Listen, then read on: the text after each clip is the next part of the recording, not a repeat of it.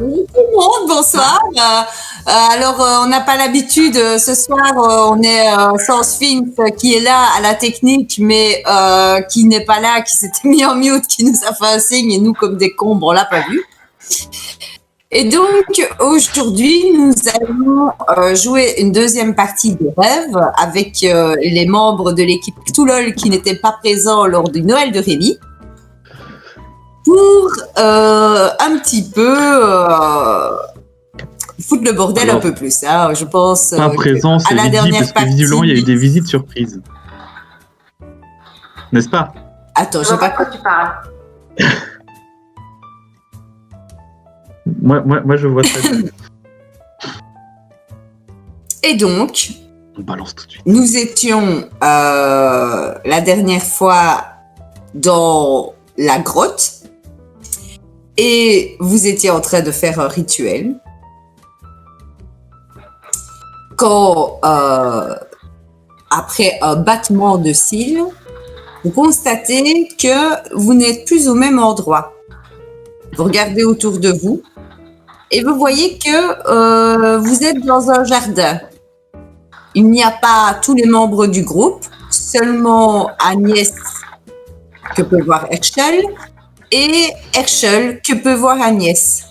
Mais pendant un laps de temps très court, l'un l'autre, vous pouvez distinguer auprès d'Agnès les traits d'un homme assez connu, puisque ce sont les traits de Bride, sous une forme un peu évanescente, et un peu plus tangible, une femme aux longs cheveux noirs, excessivement belle, qui tient la main de Herschel, mais qui, lorsque vous êtes, un peu plus consistant dans ce rêve, un peu plus présent, disparaît. Donc, vous êtes là. Herschel, qu'est-ce que c'est que ça Qu'est-ce que t'as fait? Qu'est-ce que t'as fait? T'as shooté, t'as shooté dans le cercle de protection de Howling Wolf. T'as incanté un truc et on s'est retrouvé ici. Au moment où je t'ai projeté, on s'est retrouvé ici. Qu'est-ce que tu as fait? C'était quoi ton invocation? Oui. Explique. Ça, c'est pas le résultat de mon incantation. T'en es sûr? Je sais pas ce que c'est pas le résultat. J'en suis sûre à 100%. Je la connais cette invocation. Je l'ai fait des dizaines de fois, des dizaines de milliers de fois. Et c'était c'est pas le résultat. Et ce que tu avais à côté de toi là, c'est pas le résultat de mon incantation non plus. Alors tu vas me donner aussi des explications. Déjà, dans un premier temps, qu'est-ce que tu essayais d'incanter? Est-ce que tu aurais bafouillé, tu aurais changé quelque chose? Est-ce que déjà, qu'est-ce que tu essayais de faire? Si je te le dis, ça reste entre nous? On verra. J'en serai seul juge.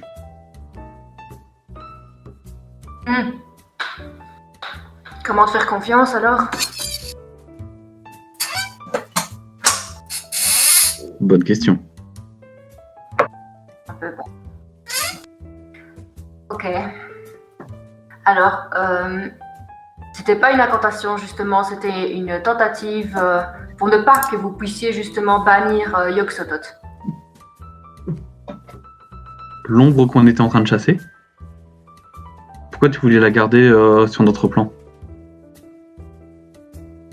Il s'agit de mon dieu en fait. Wow. Tu pries Yog-Sothoth? Toi? Et je peux pas me permettre, ouais. Et je peux pas me permettre de le laisser partir. Mais alors du coup tu en sais plus sur leur culte. Ton culte. Oui. Et c'est pour ça que je sais te dire que ce qui nous arrive là, à l'heure actuelle, ça n'a rien à voir avec ça. D'accord. Donc, de mémoire, quand même, Yog-Sothoth, c'était quand même donc un grand ancien qui se baladait d'univers en univers, de monde parallèle, de réalité d'accord. Ce qui veut dire qu'on est potentiellement dans un autre monde. Go! Nous revoilà, donc nous en étions à ce moment où je vous disais que vous avez vu, toi Herschel, Moi, tu vois une silhouette allongée dans les bouts de sauce qui sembleraient être encore. Mais ma priorité, c'était déjà de savoir sur qui je pouvais compter ou pas, donc c'est bon. Agnès m'a répondu, et maintenant je vais lui dire, écoute, j'ai vu quelque chose là-bas, au milieu du parc. On dirait un corps, ça me semble suspect quand même. On a l'air quand même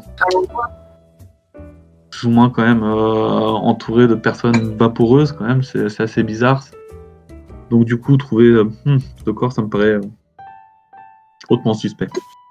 On y va ? Allons voir, hein, allons inspecter ce corps. J'y vais. Vous vous rapprochez, donc donc le jardin, ce parc, c'est un immense parc dans lequel il y a des petits bois, des sentiers avec des bancs, des esplanades qui sont fleuries, des choses qui sont plus à l'état sauvage. Donc c'est quand même excessivement grand. Vous allez vers le bosquet et vous vous rapprochez de ce corps. Vous voyez que c'est un homme dur, noir, les cheveux grisonnants, et il vous rappelle quelque chose.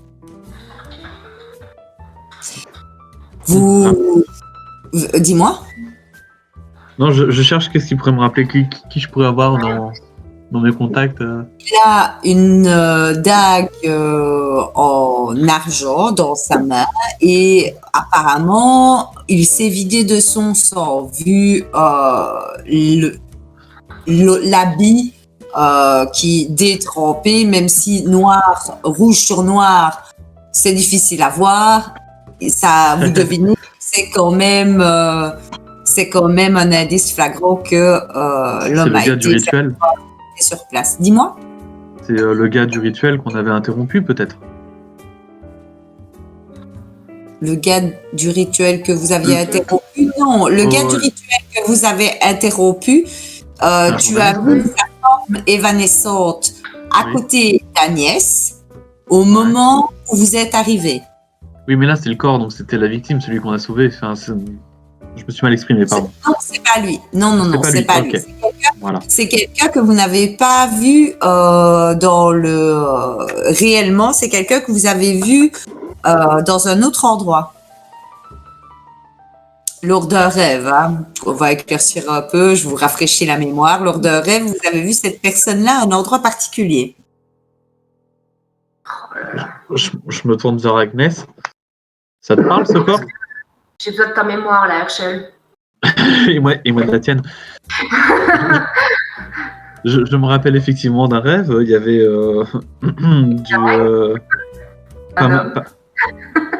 Non, j'ai d'intelligence. Réussis-le. Je te dis qui c'est. Rate-le et juste tu auras le souvenir d'un homme que tu as vu qui lui ressemble étrangement. Parce que je me rappelle d'avoir vu une femme. Il y avait intelligence. Essaye déjà de donc où est-ce que vous étiez lors du premier rêve? Vous avez fait tous un premier rêve. Ouais, mais on avait tous un rêve différent, j'ai pu comprendre. Moi, je sais que j'étais dans une espèce de temple et j'avais une femme qui m'avait invité à ne surtout pas quitter la zone alors qu'il y avait un monstre géant qui attaquait des gens au loin. Mm-hmm. Du coup, je suppose que la femme, c'est la silhouette qui me tenait là au début de ce rêve. Mm-hmm. Mais oui, il y avait un hôtel dans le temple. Il y avait un hôtel tout au fond dans le temple. Mais je crois que ça, c'était dans votre rêve, c'était pas dans le mien. Allez voir votre rêve. Si je suis en train de chercher mon rêve. Rafraîchissez-vous la mémoire. Je suis en train de le chercher en même temps. Moi aussi, je le cherche, mais attends. Ça dit qu'il peut être loin dans une conversation. Je le trouve pas. Tac. Moi, je allez, faites les intellos, on veut faire des personnages d'intellectuels. On réfléchit, hein. On mémorise. Oh là là, alors là, tu m'en demandes beaucoup. Putain, où est-ce que je l'ai? C'est pas possible,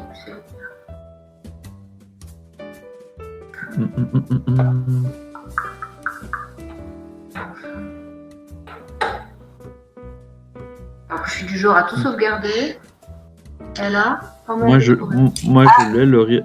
l'ai le rêve et je t'assure que il y a la jeune femme et il y a les silhouettes de mes amis en fait, mais je ne vois personne d'autre à part une grosse bête au bec long et acéré. Alors, vous avez la première partie. Laisse-moi juste 2 secondes, comme ça tu vas retrouver. C'est une première partie que vous avez eue commune. Ouais. Qui se trouve dans le salon Cthulhu RP. Au-dessus de Madame Frédéric, il y a un petit texte. On va le retrouver. Madame Frédéric. Oh, ça va aller les copains. Oui, ça voilà, va. scénario me rêve. Les ruines. Un homme à la robe grise dont le reflet évoque la plume d'un corbeau. Ouais. Nous observe au loin. Donc c'est cet homme. Ok. Du coup, maintenant, je le reconnais, alors. Ok. Réflexe, quand même, malgré tout, c'est tenter de voir si je sens un pouls, quelque chose, s'il est mourant ou s'il est vraiment mort froid, enfin, voilà. Alors, tu t'approches du corps, tu vois directement que il est froid, il n'y a pas de pouls, il ne respire pas, il est mort, effectivement. Tu peux me faire un jet d'intelligence pour déterminer quand c'est arrivé, sachant que tu as quelques connaissances de médecine. C'est arrivé avant notre arrivée. Je suis même pas sûr. Donc difficile à dire, très difficile à dire. Tu vois quand même que, mis à part ce couteau qu'il tient encore fermement dans la main, qui lui aussi est ensanglanté de son sang ou de celui d'un adversaire, tu l'ignores. Il a l'air d'avoir une sacoche qu'il porte en bandoulière. Premier truc, évidemment, fouiller la sacoche. Moi, je préfère regarder le couteau, analyser bien le couteau. Regarde si ça correspond à ses plaies, s'il s'est infligé lui-même les plaies ou pas avec le couteau. Ah, je m'auto-sacrifie. Alors, tu regardes le couteau. Tu vois qu'il est orné de symboles. C'est pas une écriture, c'est plutôt comme une ornementation décorative, stylisée. Ça te fait vraiment penser à ce qui pourrait être un couteau sacrificiel. Tu détermines que c'est probablement un prêtre, un dévot, quelque chose. C'est quelqu'un qui est lié à un culte. Pour toi, rien que son couteau te révèle que c'est ce genre de personne. Toi, tu regardais donc plutôt ses plaies. Effectivement, tu remarques qu'il a des profondes entailles au niveau du torse. Ouais. Dont une très proche du cœur. Difficile à dire laquelle l'a tué parce que de toute façon, tu n'es pas médecin. Et tu l'as déterminé tout à l'heure, que pas moyen d'identifier l'heure de la mort, difficilement identifier les causes. Mais non, vu les taillades, il aurait eu difficile de se les infliger lui-même.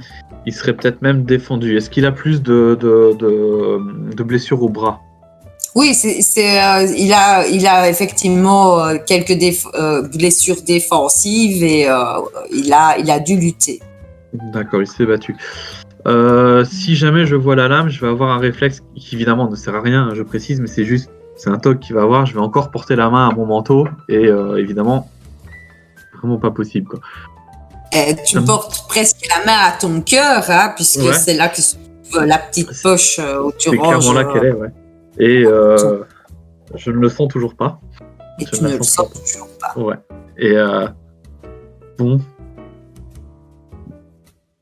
On regarde aussi dans la poche, non? Bah ouais, c'est ce que je vais faire. Donc après avoir regardé le couteau que je ne sais pas si ce que tu fais, tu l'enlèves d'abord. Tu casses ses doigts, évidemment.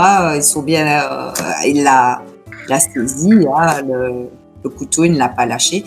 Et donc, pour le regarder, tu l'enlèves et tu aussi ouvres la besace pour voir ce qui semble être un plan et des notes. Mais sauf que la pluie a dû endommager les écritures, c'est illisible. Et un dernier feuillet qui, lui, apparemment, a été préservé. Donc, vous avez 2 documents qui sont normalement dans aussi tout l'OLRP, qui est ce plan, sachant que vous êtes au numéro 1 et que les numéros ne sont pas forcément écrits, c'est juste pour vous donner plus facilement une localisation. D'accord. Je ne vois pas le numéro 1. Attends. Le 1, c'est en dessous du 7, et du 8. Oui, il est dans la zone un peu floue, là. C'est celui qui est dans le parc. Ouais, je vois. Le document numéro 2. C'est le texte à côté. Qui est le texte à côté. Alors moi, il apparaît en très très petit, donc je vais avoir du mal à le lire par contre. Ouais. Ah, j'arrive peut-être à zoomer. Normalement, on peut zoomer dessus. Je pense aussi le zoom. L'idée, c'est que vous avez surtout la page pour pouvoir y revenir plus tard. Je regarde si autour de moi, en fait, si donc les espèces d'ombres, vapeurs, machin qui sont autour de moi nous regardent ou s'ils restent mais complètement indifférents. Moi, un petit jet de perception. L'idée serait peut-être d'interroger quelqu'un qui nous. Ouais. Je dis pourquoi je veux tenter ça.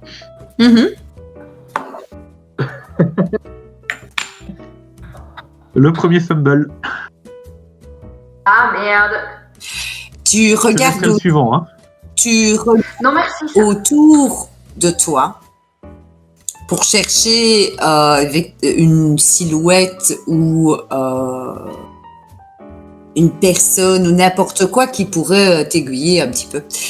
Et là, tu vois dans les personnes qui sont autour de toi quelque chose qui t'effraie grandement puisque tu as affaire à un homme, parce qu'un humanoïde avec des cornes énormes, un peu en mode cerf, un visage mais effrayant, des yeux entièrement noirs, qui, habillé d'espèces de longues toges délabrées, déambule dans le parc. Hein. Et apparemment, il se promène, mais ça te surprend tellement alors que tu ne cherchais pas ça que tu pousses un petit cri de frayeur.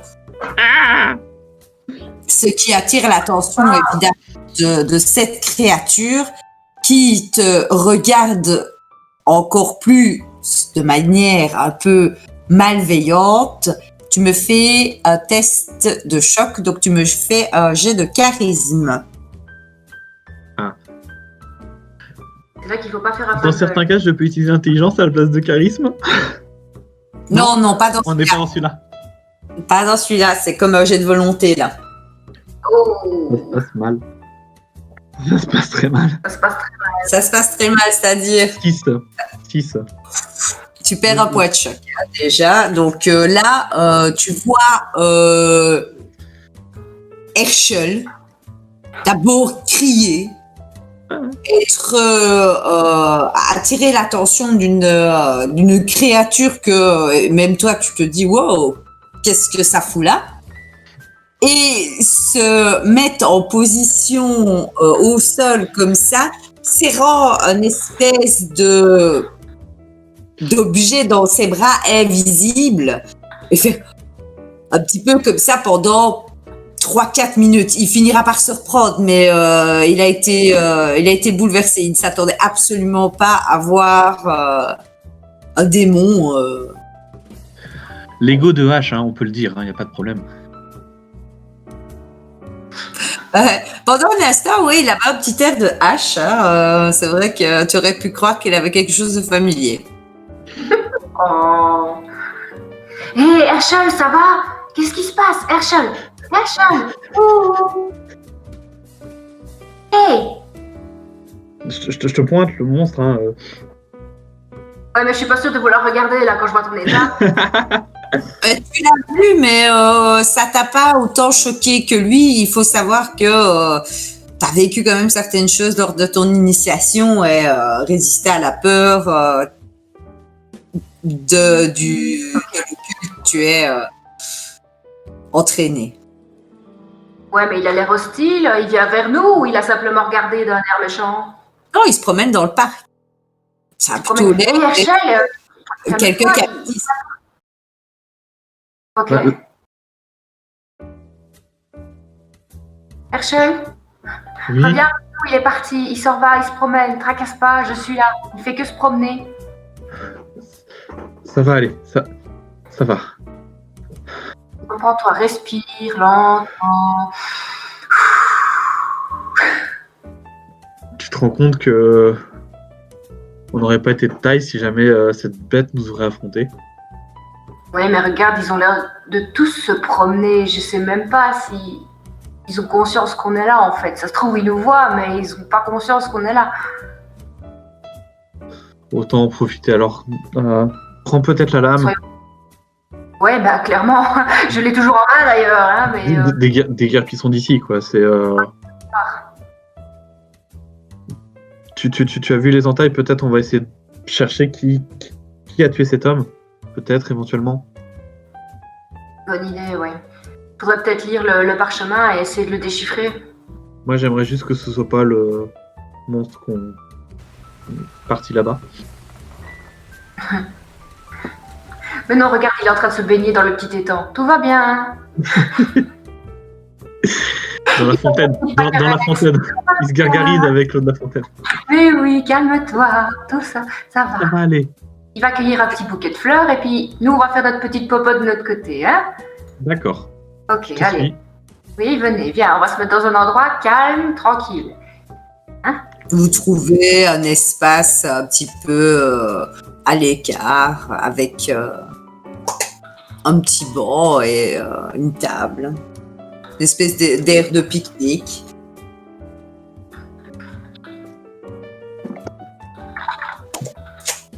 C'est bon, on n'a pas pris notre panier voyage. Je te propose pas à manger.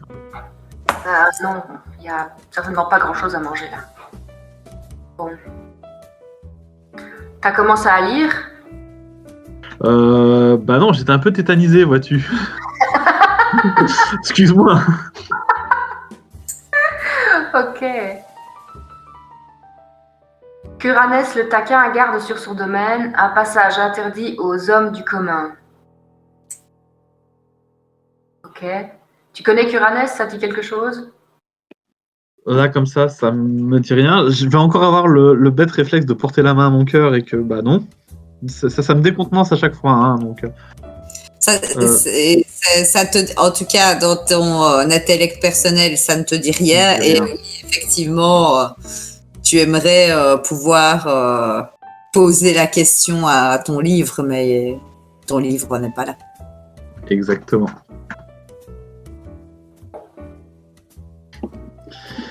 Je te demanderais bien de demander aux passants. Non, pas bonne idée. Vu ton état, vaut mieux les ignorer, tu vois. Ils font leur petite popote et nous, on fait la nôtre. Ça va? Ok. Tant qu'ils sont pas hostiles, ça sert à rien de les provoquer. Hein? Ça va? Ça ira? Ça ira. Tu es capable de faire ça? On va y aller. Mais où? Eh ben, on va d'abord lire ce foutu parchemin et regarder cette carte, voir un peu où on est et réfléchir. On est payé pour ça. Pas pour tomber dans les pommes et pas pour tomber en je ne sais quoi par terre. Hein. D'accord, c'est bon, ça va. Bon, tu en étais arrivé aux hommes du commun, c'est-à-dire la 2e ligne. Ouais. Donc, à la 3e. Les hommes du commun, moi, ça me fait un peu penser au commun des mortels. Donc, peut-être les mortels. Les hommes normaux sans pouvoir. Ouais, ou Qui les ne hommes... connaissent pas ce monde. Ouais. Du fond de sa retraite, il ourdit son dessin, qui d'un pas magique dissimule les plaines. Lors de l'initiation pour débuter la quête, il vous faudra trouver l'habitat du poète. Ah, tu vois, le poète. Il doit y avoir un poète qui habite ici, alors. Je regarde, autour du parc, il y a des maisons, quoi, en fait. Effectivement, tu vois sur la carte aussi qu'il y a des maisons. Là, dans le parc, j'ai dit, c'est un très grand parc. Vous êtes dans le parc, vous voyez le parc. Mais je t'en prie, Agnès, continue. Alors, l'écrivain qui des fleurs a extrait tout le mal et visité un soir un salon peu banal. Les fleurs du mal. Baudelaire. C'est Baudelaire. Et visiter un soir un salon peu banal. Après un bon dîner, vous pourrez trouver dans un gros meuble à tiroir encombré de bilans, de vers, de billets doux, de procès de romance, avec de lourds cheveux roulés dans des quittances, un objet familier qui vous dira sans doute. Ok, donc là il faut trouver un meuble donc dans la maison du poète. On dirait bien. Je suis la pipe d'un auteur. On voit à contempler ma mine d'abyssienne ou de Catherine que mon maître est un grand fumeur. Ok. Muni de votre objet, vous reprendrez la route, cherchant à acquérir un tas d'herbes oniriques. Vous pourrez profiter du jardin à l'anglaise et vous laisser porter sans rictus ironique à la douce euphorie, riant tout à votre aise. 12 coups résonnent au cadran de l'horloge. De votre clairvoyance, vous pourrez faire l'éloge quand vous ressentirez des minutes la trêve, car vous aurez percé les mystères du rêve. Pénétrant ce secret, il vous faudra trouver dans la villa sinistre gardée par le corbeau, qui est depuis longtemps le compagnon de Pou. Pou a aussi quelque chose. Ouais. Apporte d'Alice une petite clé, un chat noir indolent au timbre si discret, à la patte si douce et au corps si fluet, par son miaulement si câlin, si charmeur, à la clé recherchée vous conduira sur l'heure, et votre passe en main, d'Alice. Vous ouvrirez la porte enfin, n'allez chercher ni dans une chambre, ni dans le grand cellier, ni tasse, ni panier, ni vase, ni calice, mais flacon et brioche dont la consommation réglera votre taille. De petit à géant, du corps vous connaîtrez la variation. Après tant de tracas dans un monde éreintant, le rêve prendra fin dans la sombre réplique du kafkaïen château. Dans les caves obscures au terme d'une course aux dimensions épiques, vous trouverez la porte aux insignes souillures dissimulant l'entrée du pays des merveilles. Bon, alors... Ouais. Moi, ce que je vois, c'est qu'il fallait qu'il aille dans le parc muni, en fait, visiblement d'une pipe. Maître David de retourner fouiller le bonhomme, vérifier s'il l'a pas déjà, en fait. Oh, tu crois qu'il aurait déjà été si loin? On peut retrouver le fouiller, ça c'est sûr, voir s'il a la pipe. Sinon, il faudra aller donc dans la maison du poète, chercher la pipe qui est dans le gros meuble, visiblement. Moi, parce que le jardin onirique, c'est peut-être le parc lui-même. Donc, s'il est dans le jardin, c'est qu'il a déjà la pipe. Bah alors, retournons-y. Peut-être qu'il faut fouiller son veston ou son pantalon. Voilà. Le pantalon, c'est toi qui t'y colle. Mais le veston, je veux bien. Pas déconner, on est quand même dans les années 20. Je ne te laisserai pas lui toucher son petit oiseau mort. Mais voilà, s'il ne l'a pas, alors effectivement, il faudra aller à la maison du poète. Mais ce serait con de ne pas vérifier s'il n'a pas déjà quand même ce premier artefact, j'ai envie de dire. Allons-y. Alors, en lisant le parchemin aussi, l'écriture te dit quelque chose. Attends. Ce serait pas du... Allez, comment s'appelle cette écriture? Non, l'écriture te dit quelque chose parce que tu as déjà vu le même forme d'écriture. C'est toi qui as écrit ça.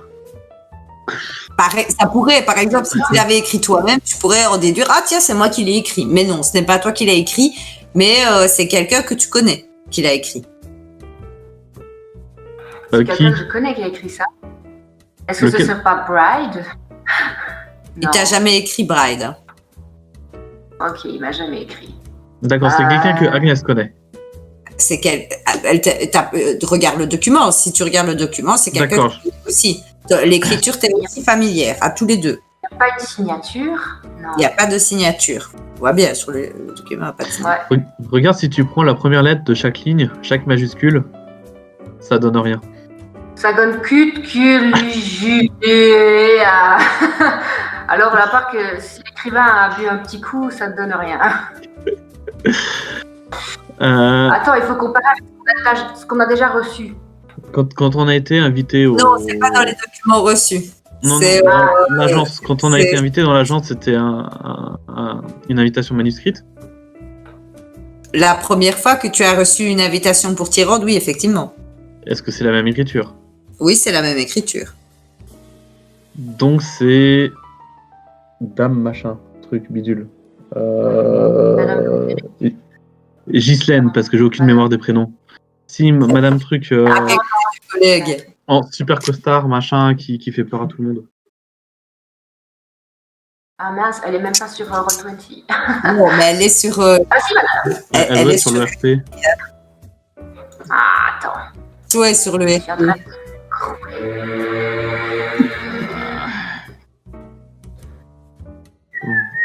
Voilà, j'ai sa photo, mais il n'y a pas son nom. Mais j'ai sa photo. Remonte.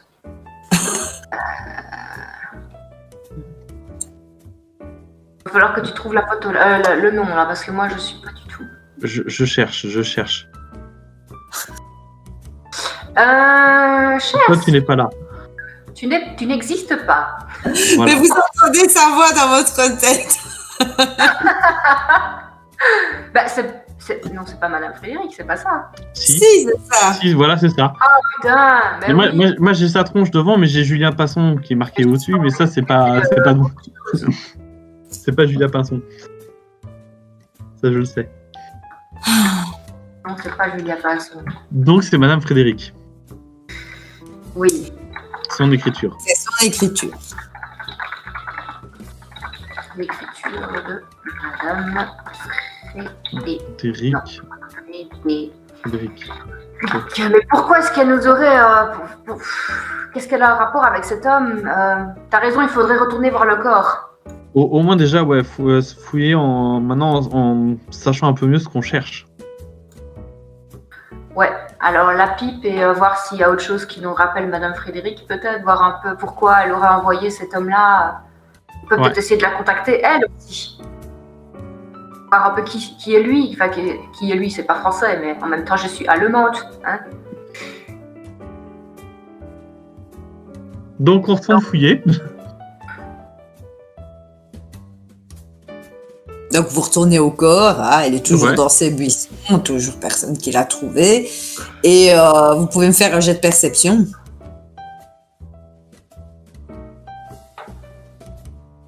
Moi je vois toujours rien, j'ai fait un putain de 9. Parce qu'il a sa pipe. Et toi tu as fait 6. Vous ne trouvez pas de pipe et vous ne voyez rien de plus que cette personne maintenant qui vous est familière.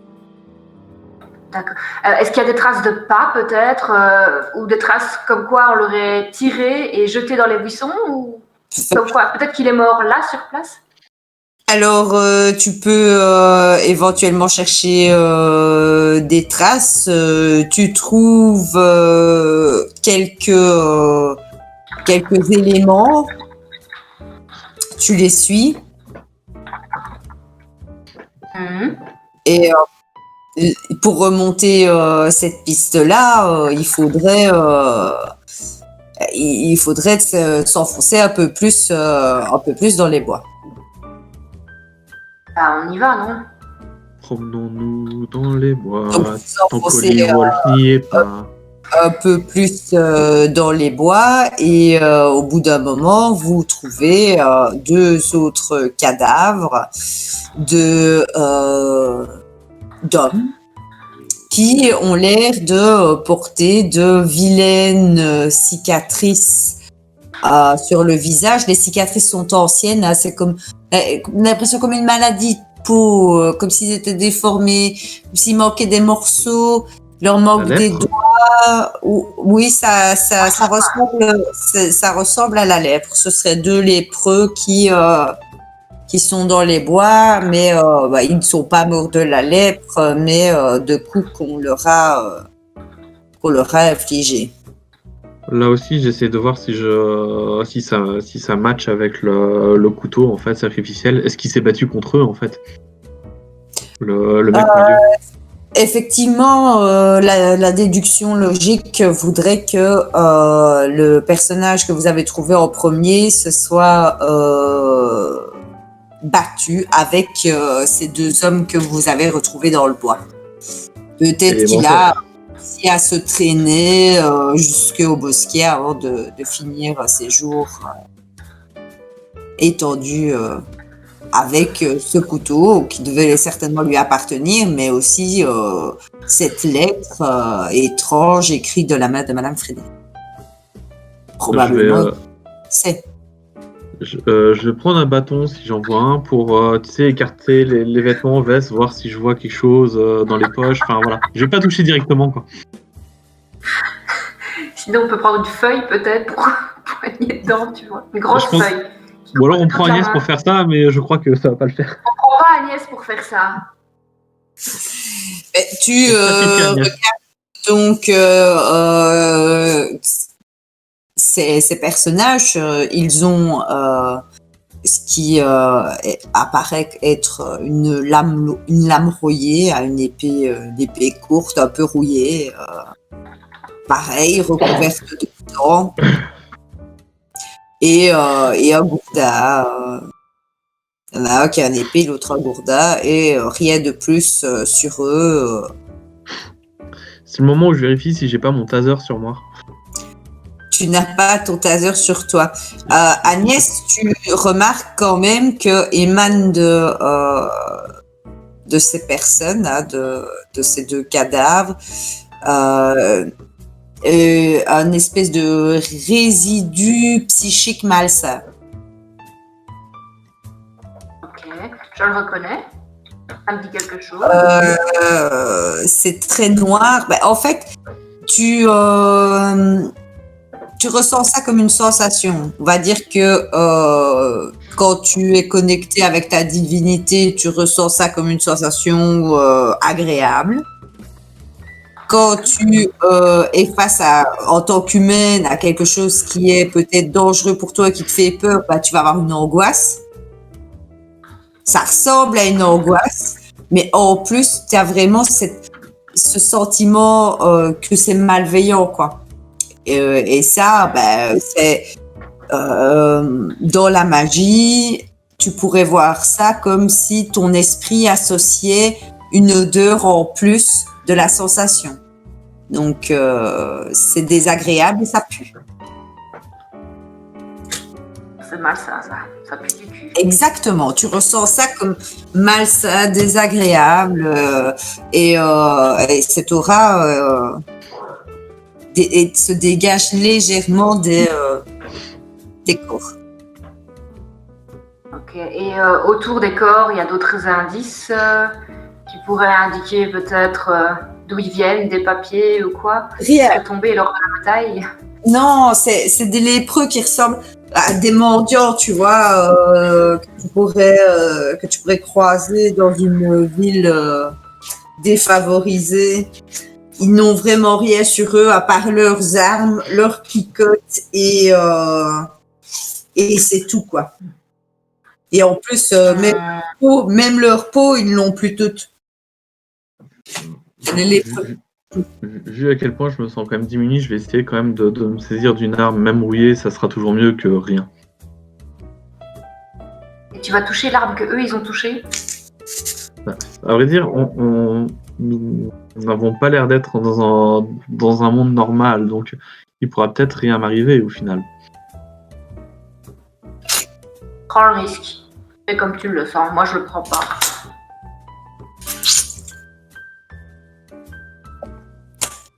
Tu prends l'objet. Ouais. Et qu'est-ce que vous faites? Je vais pas la bondir genre non, clairement pas. Hein. Je m'en sers, je continue de m'en servir vraiment pour fouiller les corps, c'est-à-dire voir si je peux trouver d'autres éléments ou rien. Sinon, bah tant pis, on part à la recherche de la maison du poète alors. Ouais, je suis d'accord avec toi.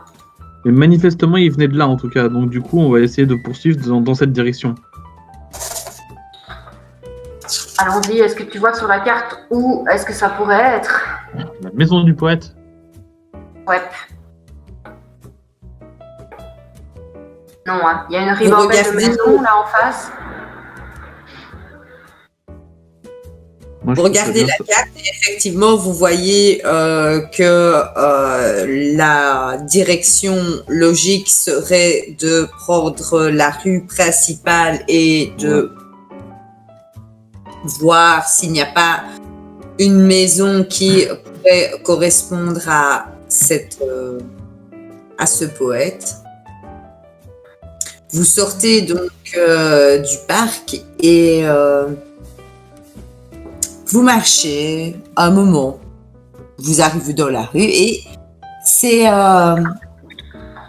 très étrange comme sensation parce que de temps en temps, vous avez quand même cette sensation de perte de contrôle, comme si vous aviez envie d'être happé ailleurs, mais que quelque chose vous retenait ici. Donc, dans ces moments-là, c'est un petit peu comme si vous aviez une chute de tension. Donc, votre réflexion se fait floue, votre vision se fait floue, vous avez moins la sensation de votre corps, mais ça ne dure jamais longtemps parce que quelque chose de fort a l'air de vous retenir ici. Vous marchez, vous finissez par rencontrer une mamie qui est devant un petit magasin qui vend des fruits et des légumes.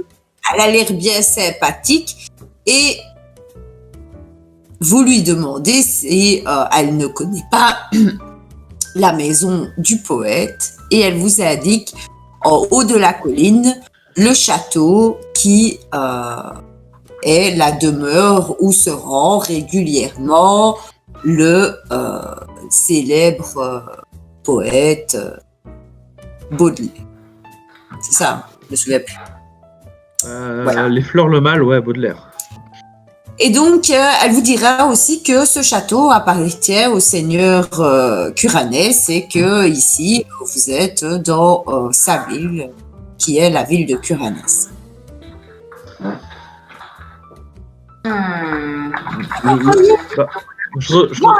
Moi, je ressors la carte. C'est au point numéro 12. Je lui dis, il est bien là, le château. Elle vous indiquera. Elle vous indique le point numéro 2. Ah, j'aurais pensé aussi le 12, moi. Le point numéro 2, ouais. Le 2, ça fait plus cimetière mausolée que château. Ah non, oui, je me trompe, pardon. Excusez-moi. En fait, vous étiez au point numéro 2 et c'est le point numéro 1. Pardon. Ah, on est Ah. Ok, mais allons-y. Vous n'êtes pas, hein? C'est pas grave. Nous sommes tolérants. Nous n'avons pas dit que nous avons le sens de l'orientation. Hein. Peut-être qu'on se croyait au point numéro 1, mais en fait, pas du tout.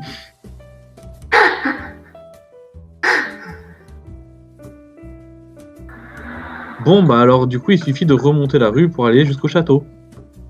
Oui.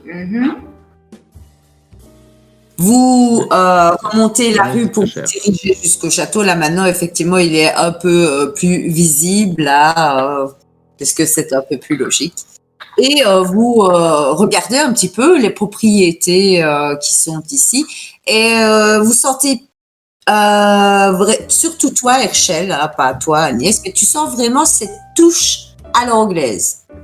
Les maisons sont de type victorien, on a l'impression vraiment de se retrouver un peu dans une forme de Londres, mais qui serait mélangée avec un petit trait de campagne. Ça t'évoque presque une construction mentale. La seule chose qui, justement, est un peu étonnante, c'est le château qui, lui, est vraiment de conception française. Et on y retrouve bien cette architecture typique de la France ancienne.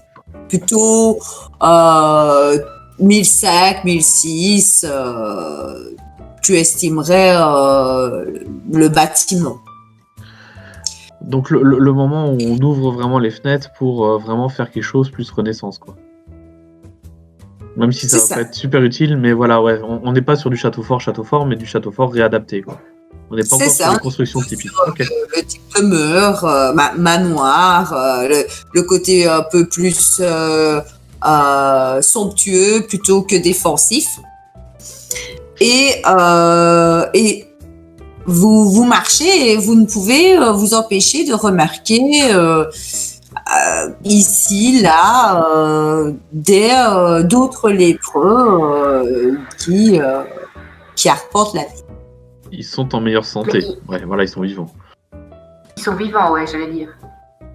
Est-ce que meilleure santé? Enfin, oui, même.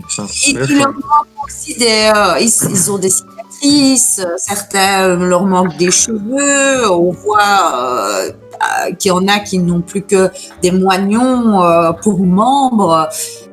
Il n'y en a pas énormément, vous êtes entouré de lépreux, mais il y en a quand même quelques-uns et voilà, voir des gens malades, c'est jamais quelque chose qui est agréable pour quelqu'un en bonne santé. Et vous finirez par arriver devant les portes du château. Une grande porte est devant vous. On n'est pas des bêtes, hein, on va toquer. Donc, vous... Ah, j'ai pas compris. Je l'aurais pas tenté, moi, le toc-toc. Mais vas-y, toc. D'accord, tu frappes à la porte, quelqu'un vient vous ouvrir, vous voyez un homme, 60-70 ans, le cheveu grisonnant, dégarni, assez fin, bien de sa précédence. Monsieur, madame, que désirez-vous? Nous cherchons à nous entretenir avec le seigneur Kouranès. Malheureusement, le seigneur Kouranès n'est pas là, mais peut-être pourrions-nous attendre son retour? Oui, vous pourriez attendre, il n'y a pas de souci. Les voyageurs sont toujours les bienvenus dans le château du Seigneur. Veuillez me suivre. Avec grand plaisir. Il ouvre grand la porte devant vous. Vous rentrez dans... Mesdames d'abord. Merci. Vous rentrez dans un hall d'entrée qui est le hall d'entrée du hall d'entrée. Tout est de marbre. Vous voyez des tableaux magnifiques, énormes, qui sont sur les murs. Et alors, lorsque vous les regardez, vous voyez qu'il y a des représentations de différentes époques. Et de grands noms. Vous voyez, celui qui vous tape à l'œil, c'est une silhouette assez étrange. C'est une sorte de peinture que vous n'avez jamais vue avant, qui est faite de formes géométriques et de couleurs, mais complètement abstraites. Du vert pour le visage, un triangle pour l'œil. C'est magnifique, mais vous ne connaissez pas cet artiste. Et quelle est donc cette matière qu'il a utilisée? Et puis, dans une autre coin, vous voyez une toile entièrement blanche avec un point. Vous n'avez pas le temps de vous y attarder puisque vous êtes amené à ce qui semble être un petit salon fait pour recevoir les invités. Petit salon de 100 mètres carrés plus ou moins. C'est énorme, de petits sièges, de petites tables, de commodes chargées d'objets divers et variés, statuettes, vases. Vous avez presque l'impression d'être dans un musée. Voulez-vous que je vous serve quelque chose à boire ou à manger? Peut-être voudrez-vous vous restaurer? Faut-il vous préparer un repas pour ce soir? Ça dépend à quelle heure il revient, le seigneur Kuranes. S'il est là d'ici quelques minutes, ce ne sera pas la peine de préparer un repas, mais s'il arrive plus tard, pourquoi pas? Je n'ai aucune idée de quand reviendra le seigneur Kuranes. Le seigneur Kuranes va et vient à son bon vouloir. Cela peut prendre le temps que ça prend. Mais vous êtes les... Si, bien sûr, nous voulons... bien sûr, nous avions prévu de dîner avec justement le seigneur Kuranes. S'il n'est pas là, nous ne ferons pas affront à la cuisine qu'il a très certainement fait préparer. Coup de coude à Agnès et discrètement, on trouve le meuble après un bon repas. Boire un cigare. De la lecture. Je fume plutôt à la pipe. On en vient d'une une à prêter? Oui, tout à fait. Je vais aller vous chercher cela. Oh, vous êtes bien aimable. Vous êtes bien urbain.